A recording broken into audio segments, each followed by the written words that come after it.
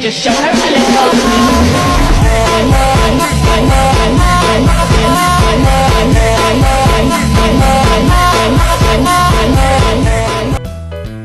Halo teman-teman, perkenalkan kami dari kelompok B2 Termodinamika yang beranggotakan Bergita Putri Damayanti dengan NIM 223022444040 dan Kamelia Azahra dengan NIM 223022410023.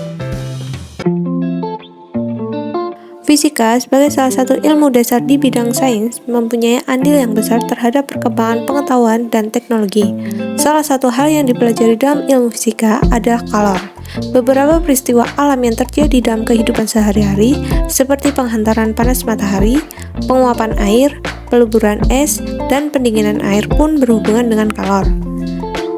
Kalor merupakan perubahan temperatur yang lazim sebagai perpindahan dari sebuah benda yang memiliki suhu tinggi ke sebuah benda yang memiliki suhu rendah.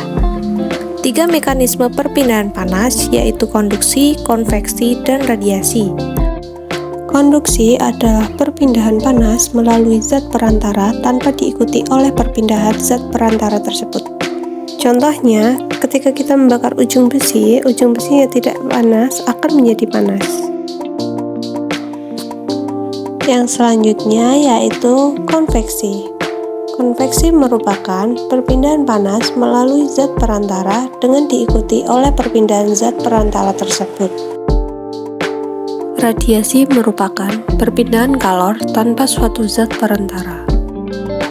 Pada praktikum kali ini, kami melakukan percobaan untuk menentukan konstanta pendinginan air. Pada percobaan kali ini digunakan alat dan bahan.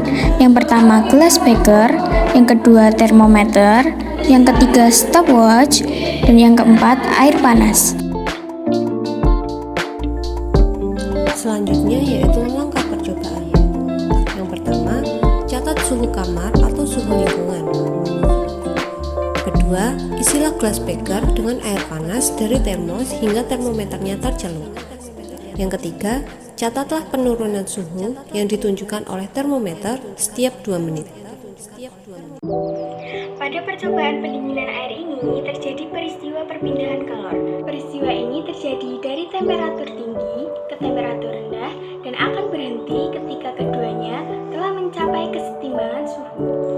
Perubahan suhu teramati sebagai aktivitas penurunan suhu air dan sebagai variabel kontrol lainnya yaitu waktu.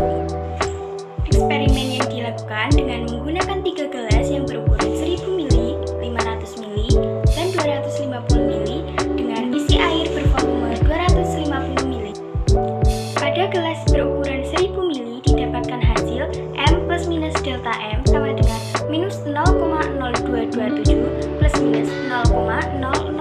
Pada gelas berukuran 500 ml didapatkan hasil M plus minus delta M sama dengan minus 0,0214 plus minus 0,0025. Pada gelas berukuran 250 ml didapatkan hasil M plus minus delta M sama dengan minus 0,0116 plus minus 0,0006. Dari data yang didapatkan, tanda negatif menunjukkan bahwa adanya penurunan suhu air. Gelas beaker yang ukurannya lebih besar memiliki konstanta pendinginan air yang lebih besar. Oleh karena itu, dapat disimpulkan bahwa semakin besar luas penampang wadah, maka semakin besar konstanta pendinginan air dan semakin cepat penurunan suhu pada air. Setelah mengetahui pembahasan dalam praktikum pendinginan air, dapat kita simpulkan bahwa ada hukum yang berlaku pada praktikum ini, yaitu hukum pendinginan Newton, yang menyatakan bahwa laju perubahan pendinginan suhu suatu benda sebanding dengan perbedaan antara suhu sendiri dan suhu ambien, yaitu suhu sekitarnya. Hukum Newton membuat pernyataan tentang tingkat sesaat perubahan suhu. Ada kemungkinan yang menyebabkan terjadinya kesalahan dalam praktikum, yaitu kesalahan personal.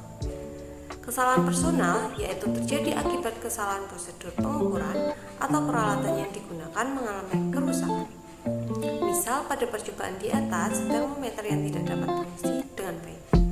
Nah, kesimpulan kali ini dapat dinyatakan bahwa besarnya konstanta pendingin air akan menurun seiring dengan pertambahan waktu pengamatan. Maka, besarnya konstanta pendingin